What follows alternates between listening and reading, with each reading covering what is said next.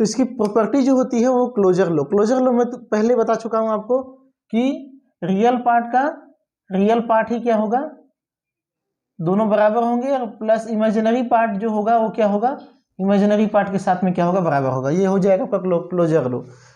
Commutative law क्या होगा, Z1 Z2 इसको मल्टीप्लाई कर रहे हैं और रिजल्ट या फिर Z2 को पहले ले लो, Z1 को बाद में ले लो, दोनों का वैल्यू क्या आएगा, बराबर आएगा। ठीक है।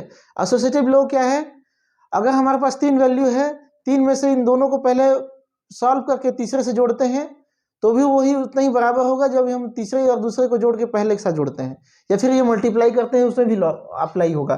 ठीक है। एग्जिस्टेंस ऑफ आइडेंटिटी, यहाँ पे अगर हम एडिशन की बात करें तो जेड में हम क्या जोड़ें कि जेड ही आएगा, तो जेड में हम 0 जोड़ सकते हैं जिससे जेड ही आएगा। ठीक है। या फिर अगर मल्टीप्लाई की बात करें तो जेड में हम क्या मल्टीप्लाई करें कि क्या आ जाएगा, जेड ही आएगा, तो हम यहाँ पे 1 अप्लाई मल्टीप्लाई कर सकते हैं। ठीक है।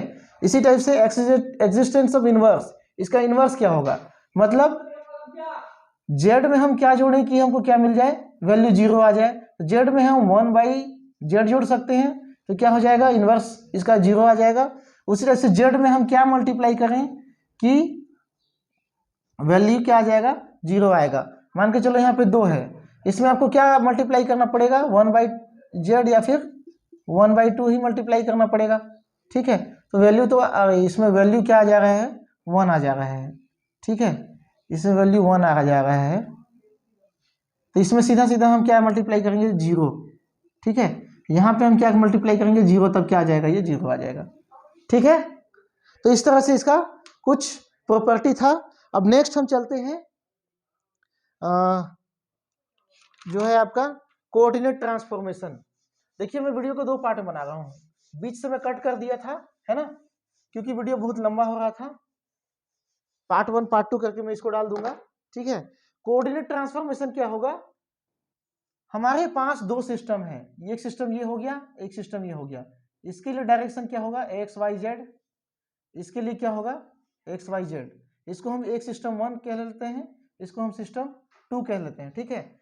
अगर मान के चलो यहाँ पे कोई पॉइंट है हमारे पास P, अब कोऑर्डिनेट ट्रांसफॉर्मेशन क्या होता है, किसी पॉइंट का 2 सिस्टम के बीच में रिलेशन, किसी पॉइंट का 2 सिस्टम के बीच में क्या देखना है, रिलेशन देखना है।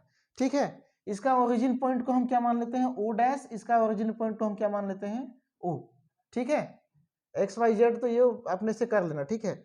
अब यहाँ पे ले लेते हैं डिस्टेंस, ये डिस्टेंस को हम मान लेते हैं R0, है ना। 2 सिस्टम के बीच का डिस्टेंस कांस्टेंट है, मान के चलो दूरी फिक्स है। तब की स्थिति में हम रिलेशन कैसे निकालेंगे, यहां से ले लेंगे इसका डिस्टेंस और यहां से ले लेंगे इसका डिस्टेंस। ये मान के चलो डिस्टेंस क्या है, R है, और ये है R0। ठीक है। तो टोटल फार्मूला के अनुसार हमको क्या मिल जाएगा, R इक्वल टू क्या हो जाएगा, R0 प्लस R0, है ना। R की वैल्यू निकालना चाहेंगे तो हमको क्या मिलेगा, R0 प्लस R0, ऐसे निकाल सकते हैं, है ना। अब चूंकि ये सभी क्या है, वेक्टर क्वांटिटी है, डायरेक्शन इसमें होगा, वेक्टर क्वांटिटी ही है वो, इसमें डायरेक्शन होगा। ठीक है। तो इस तरह से ये निकल सकता है। अगर मैं यहाँ पे R डैश का वैल्यू निकालना चाहूँ, R डैश का वैल्यू निकालना चाहूँ, है ना, या फिर यहाँ पे मैं क्या निकालना चाहूँ, R0 का वैल्यू R0 का वैल्यू निकालना चाहूँ तो क्या हो जाएगा, R0 इधर ट्रांसफर हो जाएगा, R माइनस R0, ये डायरेक्शन आप लगा लेना, ये क्या हो जाएगा, R डैश। ठीक है। तो इस तरह से क्या निकल गया हमारा, R0 का वैल्यू निकल गया। किसी का भी वैल्यू निकाल सकते हो आप, है ना। तो किसी एक पॉइंट के लिए 2 रेफरेंस फ्रेम में रिलेशन फाइंड आउट करना ही क्या है, किसी एक पॉइंट के लिए 2 रेफरेंस फ्रेम है हमारे पास, एक ये और एक ये, S1 और S2 2 सिस्टम है, उसके बीच में हम क्या निकाल रहे हैं, रिलेशन निकाल रहे हैं। रिलेशन निकाल रहे हैं तो क्या हो रहा है, इसी को हम क्या कहते थे, कोऑर्डिनेट ट्रांसफॉर्मेशन। ठीक है। यहाँ जो P है वो एक पॉइंट है जो 2 जगह 2 मतलब फ्रेम से क्या है, रिलेटेड है, 2 जगह से हम इसको ऑब्जर्व कर रहे हैं, यहाँ से भी ऑब्जर्व कर रहे हैं, यहाँ से भी ऑब्जर्व कर रहे हैं।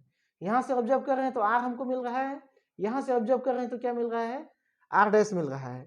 और दोनों जो सिस्टम है उसका दूरी क्या है, फिक्स है, तो उस हिसाब से ये हमारा क्या मिल गया, इक्वेशन मिल गया। अगर हम वेलोसिटी की बात करें तो वेलोसिटी अगर की बात करें तो हम टाइम के साथ में क्या कर देते हैं, डिफरेंशिएट कर देते हैं। टाइम के साथ में डिफरेंशिएट करेंगे इसको तो क्या मिलेगा हमको, देखो इसी को डिफरेंशिएट कर लेते हैं, ठीक है। तो इसको मैं स्मॉल आर लिख दे रहा हूँ ना, कैपिटल आर सूट नहीं कर रहा है, ये रहा स्मॉल आर, ये रहा स्मॉल आर, ठीक है। तो यहाँ पे हो जाएगा del r upon del t is equal to del r dash upon del t plus del r nought upon del t. अब चूंकि हम इसको क्या मान रहे हैं, फिक्स मान रहे हैं, ठीक है।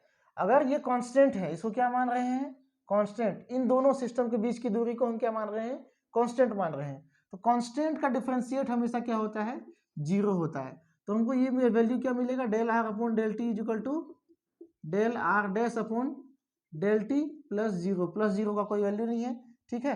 प्लस 0 करेंगे तो वैल्यू वही आएगा, मतलब आर का वैल्यू क्या आ रहा है, टी के साथ अगर डिफरेंस कर रहे हैं तो दोनों क्या है, बराबर आ रहे हैं। अगर हम वेलोसिटी को v से शो करते हैं, डायरेक्शन तो हमको देना ही है ना। तो अगर इसका वेलोसिटी v मान लेते हैं, इसका v डैश मान लेते हैं, ठीक है। तब क्या होगा, ये एक दूसरे के बराबर होगा। यहां समझ में आ रहा है ना आपको, v डैश, ठीक है। अगर इसकी वेलोसिटी v है, इसका वेलोसिटी v डैश है, तो हमको ये जो टर्म हो गया वो क्या हो गया, 0 हो गया। मतलब हमको यहाँ पे कुछ ऐड नहीं करना है, वेलोसिटी क्या होगा, बराबर होगा, ठीक है। वेलोसिटी क्या होगा, एक दूसरे का बराबर होगा, ठीक है।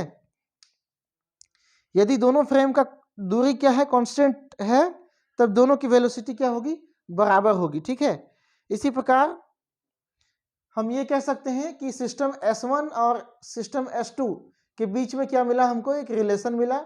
यही क्या होता है, कोऑर्डिनेट ट्रांसफॉर्मेशन होता है। तो वीडियो में बने रहने के लिए बहुत बहुत धन्यवाद। और वीडियो पसंद आया होगा तो लाइक कीजिए। और क्वेश्चन ऐसे ही आएगा, है ना, क्वेश्चन जो है ऐसे ही आएगा। ऐसे ही किसी भी चीज को पूछ सकता है, वेलोसिटी को पूछ सकता है, टाइम को पूछ सकता है, टाइम रेफरेंस और डिफरेंशिएट पूछ सकता है, ठीक है। या फिर पूछ सकता है कि कोऑर्डिनेट ट्रांसफॉर्मेशन क्या है, 2 नंबर का क्वेश्चन बन गया, ठीक है। कॉम्प्लेक्स नंबर आपका 4 नंबर का क्वेश्चन बन गया। अगर पूछ देता है vector quantity and their property and complex number and coordinate system, तो टोटल जितना भी है सब आप छाप डालो, ठीक है। और यदि कॉम्प्लेक्स नंबर में कोई क्वेश्चन दे दिया, जैसे मैंने आपको बताया था सॉल्व करने के लिए, वैसा क्या बोलते हैं आपका क्वेश्चन दे देगा तो आपको सॉल्व करना है, बहुत छोटा सा सॉल्व करना है, पूरा नंबर आपको मिलेगा, ठीक है। यहाँ से एक क्वेश्चन बनता ही है, यहाँ से 1 या 2 क्वेश्चन बनता है, ठीक है। 7 नंबर का क्वेश्चन बनता है लगभग। तो आप इसको बिल्कुल स्किप मत कीजिए, पूरा देखिए वीडियो को और समझिए, ठीक है। तो चैनल बने रहने के लिए बहुत बहुत धन्यवाद और एग्जाम के लिए best of luck. Thank you.